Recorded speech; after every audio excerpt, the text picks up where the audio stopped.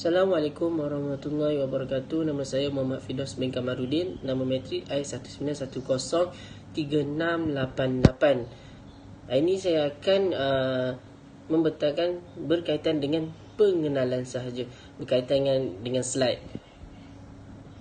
Islam telah meletakkan kedudukan dan peranan yang sama, yang sesuai untuk lelaki dan wanita.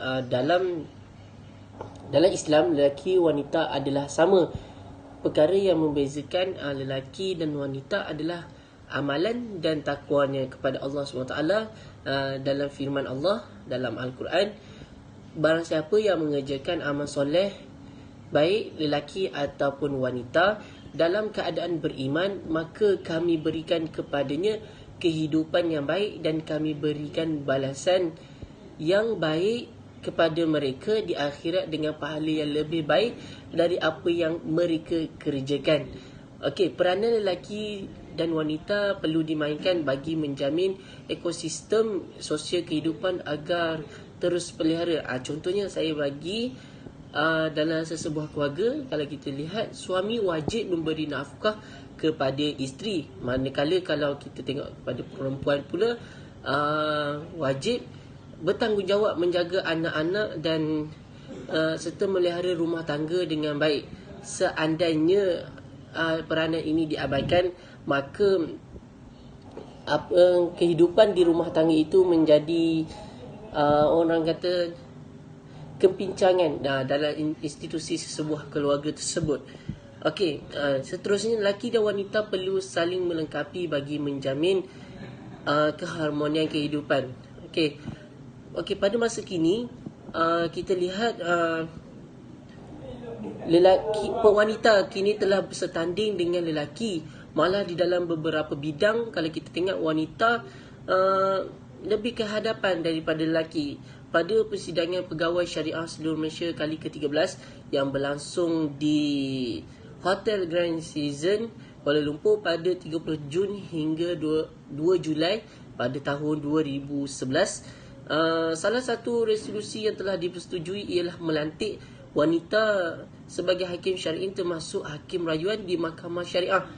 Susulan daripada resolusi tersebut, orang kata makin banyak negeri pula melantik wanita sebagai hakim syar'i, sekaligus menunjukkan perkembangan wanita, perkembangan yang baik dalam usaha untuk mengiktiraf wanita dalam institusi kehakiman syariah di negara ini.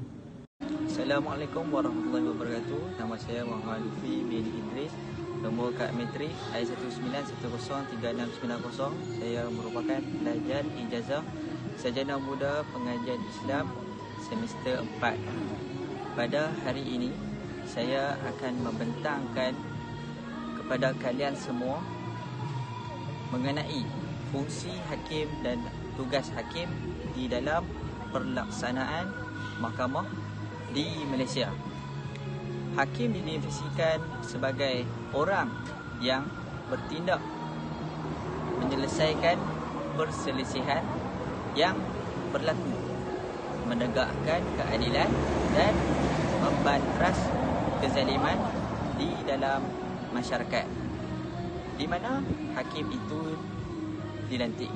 Tugas ini juga dipikul oleh institusi kehakiman. Hakim atau qadi yang bertanggungjawab untuk mengendalikan perbicaraan tersebut. Seterusnya, hakim yang memberi hukuman hendaklah berdasarkan hukum syarak dan wajib diterima dan dilaksanakan dengan patuh di dalam Islam. Di dalam Islam kita juga menggalakkan keadilan ditegak dan kezaliman dihapuskan. Selain itu juga, hak dan kepentingan individu wajib dijaga dan dipertahankan. Ia tidak boleh dicabut, manakala kepentingan dan hak masyarakat juga perlu dipelihara dan dipertahankan. Akhir sekali, menyelesaikan pertikaian, menyelesaikan persengketaan, menghukum yang bersalah, memberikan hak kepada yang berhak dan mencegah kezaliman daripada dilakukan.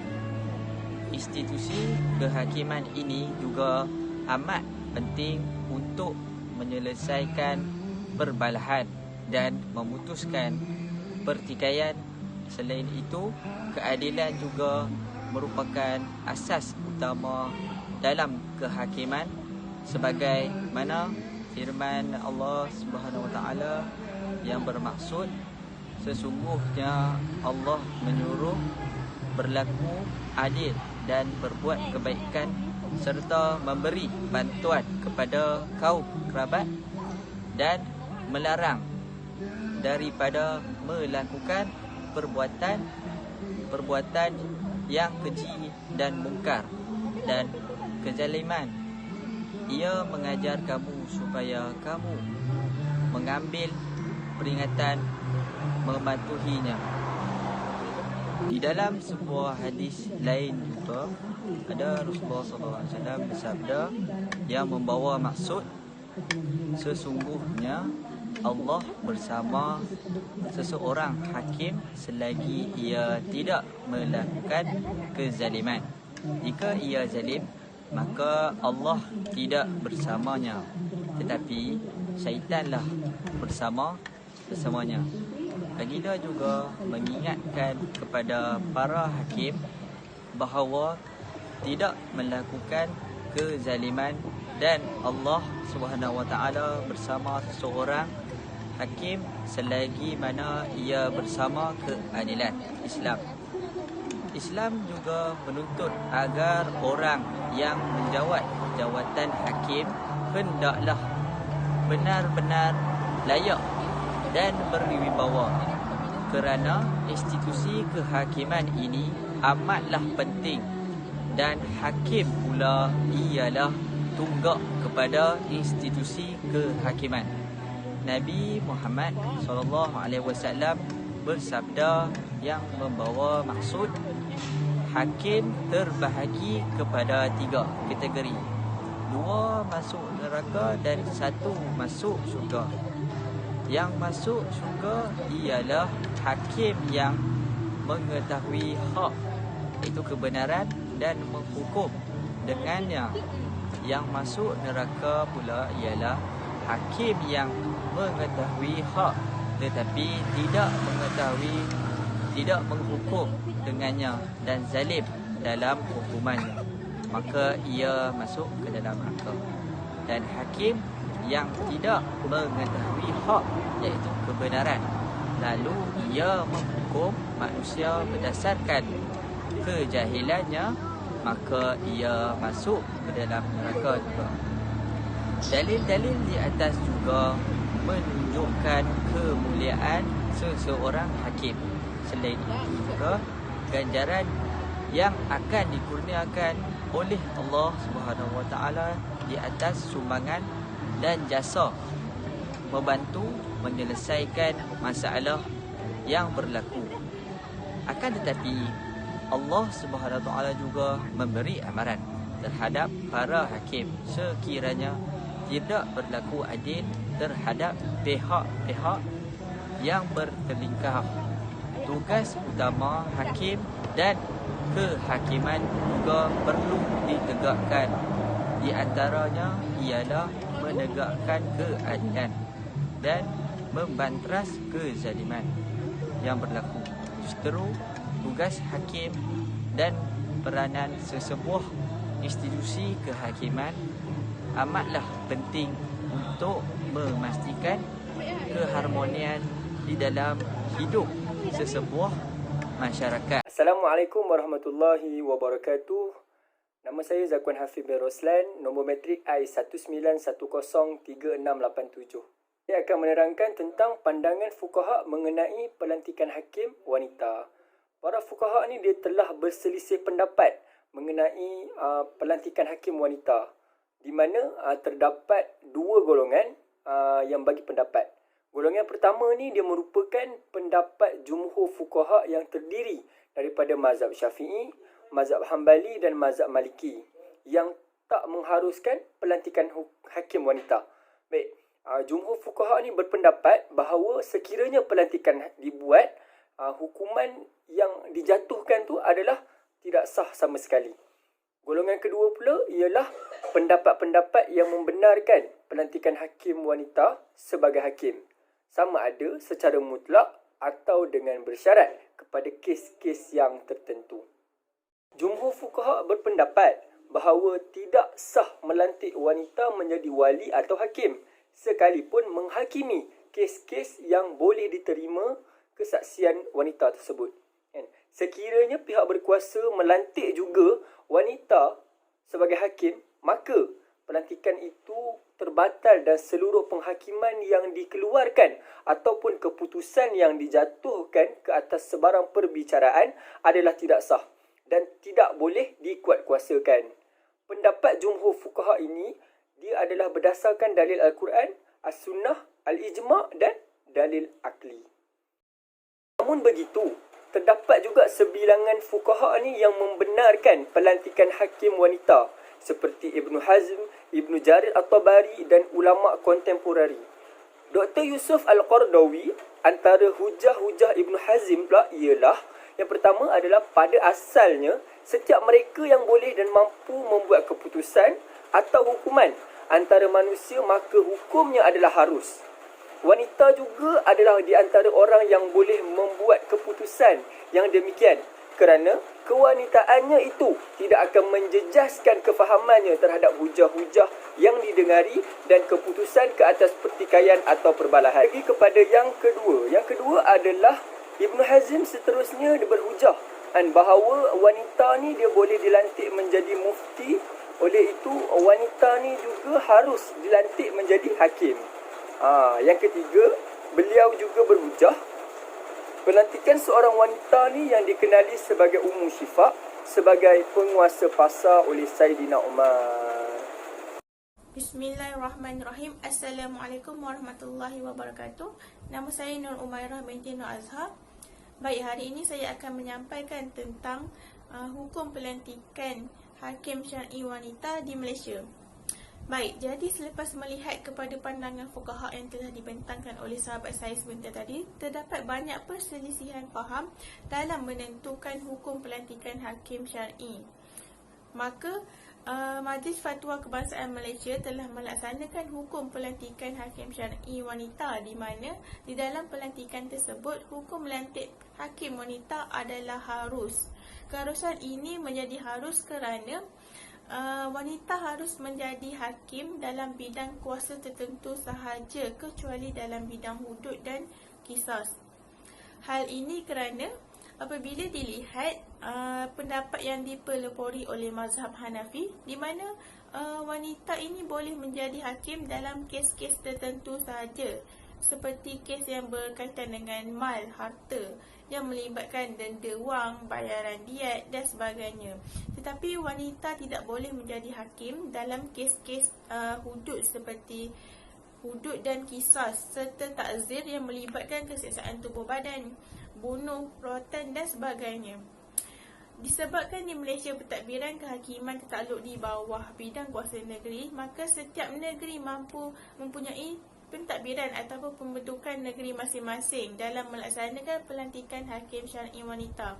Antara wilayah yang telah melantik hakim syar'i wanita adalah wilayah Persekutuan Kuala Lumpur, Kelantan dan Sarawak. Malah ada yang tidak menyokong pandangan tersebut seperti Kedah, Pulau Pinang, Terengganu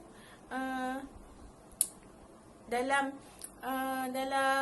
melantik hakim syar'i wanita ini. Dengan itu, pelantikan hakim wanita ini juga dibuat berdasarkan perubahan-perubahan hidup seperti taraf pendidikan yang melayakkan mereka ini menjadi hakim. Ibn Jarir At-Tabari pernah berkata, menurut beliau, wanita ini harus dilantik menjadi hakim kerana dinisbahkan tak ada halangan untuk mereka berjihad dalam mengeluarkan sesuatu fatwa. Oleh itu, keharusan pelantikan hakim syar'i wanita ini harus dilakukan supaya masalah-masalah khususnya berkaitan hal-hal wanita ini dapat diuruskan dengan baik dan mendalam. Sekian wabillahi taufiq wa hidayah. Wassalamualaikum warahmatullahi wabarakatuh. Assalamualaikum warahmatullahi wabarakatuh. Nama saya Muhammad Amirul Hafiz bin Muhammad Sa'ad. Nombor metrik I1910335. Okey, baik. Saya akan menerangkan tentang penentukan undang-undang berkaitan dengan pelantikan hakim syariah. Okey, dan juga fatwa. Okey, berkaitan dengan fatwa, syariah adalah tertakluk kepada pentadbiran di setiap negeri. Maknanya dekat sini di sesebuah negeri mereka mempunyai perbezaan pendapat tentang pelantikan hakim syar'i, pelantikan wanita sebagai hakim syar'i. Okey, mereka kebiasaannya mereka dipengaruhi oleh beberapa faktor seperti pandangan fatwa dan persetujuan ketua agama Islam sesebuah negeri. Okey, muzakarah jawatan kuasa fatwa Majlis Kembasaan bagi Hal Ehwal Agama Islam kali ke Islam Malaysia kali ke-73 yang bersidang pada 4 hingga 6 April pada tahun 2005 pada tahun 2006 telah membincangkan hukum melantik wanita sebagai hakim syar'i. Maka daripada keputusan tersebut, muzakarah telah memutuskan bahawa wanita harus dilantik menjadi hakim syar'i dengan syarat mereka tidak perlu mengambil kes seperti hudud dan qisas. Okey, pemilihan tersebut dan pelantikan untuk wanita bagi menjadi hakim syar'i mereka hendaklah dibuat dengan penuh teliti dan teratur. Okey, seterusnya bagi peruntukan untuk menjadi hakim syar'i ini tidak ada pada Enakmen Malaysia seperti mana yang telah diperincikan oleh fuqaha yang dibahaskan di dalam kitab-kitab mereka. Okey, yang pertama mereka haruslah warga negara Malaysia, bukan daripada negara lain. Okey, umur mereka sekurang-kurangnya 18 tahun ke atas. Okey, syariat Islamiah tidak mensyaratkan had umur tertentu bagi penjawat jawatan hakim. Okey, mereka juga haruslah berkelayakan akademik dan memiliki kematangan jiwa dari usia tersebut. Dengan syarat ini dapat dipastikan seseorang pemohon itu mencapai sin al-rushd, iaitu kematangan umur, kelayakan al-ahliyah dan juga kesempurnaan pemikiran pada setiap waktu untuk menentukan keputusan. Okey, seterusnya kelayakan syariah perlulah mereka miliki. Okey, seseorang pemohon tu untuk menjadi hakim syar'i mereka juga disyaratkan untuk memperolehi ijazah syariah kelas pertama atau kelas kedua dari universiti ataupun institusi yang diiktiraf oleh kerajaan Malaysia. Okey, yang seterusnya memiliki diploma pentadbiran kehakiman syar'i dari Universiti Islam Antarabangsa Malaysia ataupun sijil yang setaraf dengannya di mana-mana universiti yang diiktiraf oleh kerajaan. Okey, maknanya kat sini mereka haruslah memiliki sijil daripada universiti yang terdapat MQA, Malaysian Qualified Association. Okey, yang terakhir sekali mereka sudah semestinya lulus mata pelajaran subjek Bahasa Melayu di dalam sijil pelajaran Malaysia SPM yang diiktiraf oleh kerajaan Malaysia. Okey, itu sahaja daripada saya. Sekian. Terima kasih. Bismillahirrahmanirrahim. Assalamualaikum warahmatullahi wabarakatuh. Nama saya Izzatu Akilah binti Aliam. Nombor metrik saya I1910365. Baiklah, hari ini saya akan membentangkan mengenai bidang kuasa hakim syariah wanita. Hakim syariah wanita bukan lagi satu yang luar biasa bagi negara ini. Keharusan adanya hakim syariah wanita telah disepakati banyak fatwa negeri-negeri di Malaysia. Namun begitu, terdapat beberapa hal yang tidak boleh dilaksanakan oleh hakim wanita kerana syariat yang tersedia. Bidang kuasa yang dimiliki hakim syariah wanita tidak terlalu terhad ataupun terlalu menyeluruh. Justru tidak dapat dinafikan bahawa apabila seorang wanita itu dilantik menjadi hakim, maka wanita itu adalah wanita yang bersikap profesional. Seterusnya, ketidaksepakatan para fuqaha berkenaan wanita menjadi hakim adalah daripada Imam Malik, Imam Syafi'i dan juga Imam Hanbali. Mereka berpendapat bahawa tidak harus bagi seorang wanita dilantik menjadi hakim. Ini adalah kerana mereka berpandangan bahawa seorang hakim adalah orang yang sah menjadi saksi. Seperti yang kita tahu, saksi adalah seorang lelaki. Jadi, apabila wanita menjadi hakim, ianya tidak dipersetujui oleh imam-imam tersebut. Baiklah, seterusnya adalah Imam Abu Hanifah. Imam Abu Hanifah berpendapat bahawa harus bagi wanita menjadi hakim bagi hal-hal yang tidak melibatkan hudud dan qisas ataupun jenayah berat. Hakim syariah wanita ini terhad kepada kuasa yang berkaitan dengan kekeluargaan ataupun harta. Okey, daripada Ibn Jarir, beliau berpendapat bahawa hakim wanita ada kuasa ke atas segala kes termasuklah jenayah-jenayah berat. Namun begitu, pendapat tersebut tidak diterima oleh ijma' kerana ianya agak janggal sebenarnya untuk wanita menguruskan kesemua termasuklah wali hakim. Saya teruskan pula dengan bidang kuasa di Malaysia iaitu kes mal. Hakim syariah wanita berkuasa untuk mendengar kes mal seperti tuntutan penceraian, fasakh, pengesahan wasiat atau hibah dan segala hal yang berkaitan dengan kekeluargaan ataupun harta. Semua kes mal kecuali permohonan wali hakim adalah dikecualikanlah kepada hakim syariah wanita kerana seperti yang kita tahu untuk menjadi wali hakim mestilah seorang lelaki.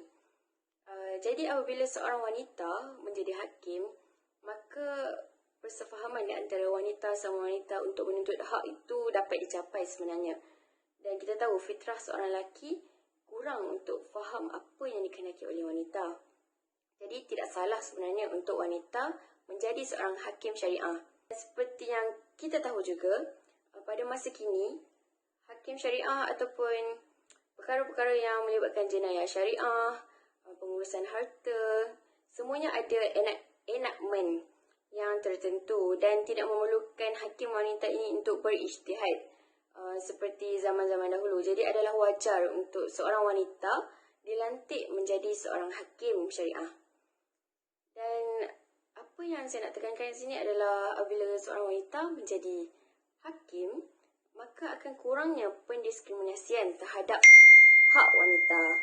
Seterusnya adalah bidang kuasa hakim wanita iaitu kes hudud dan qisas.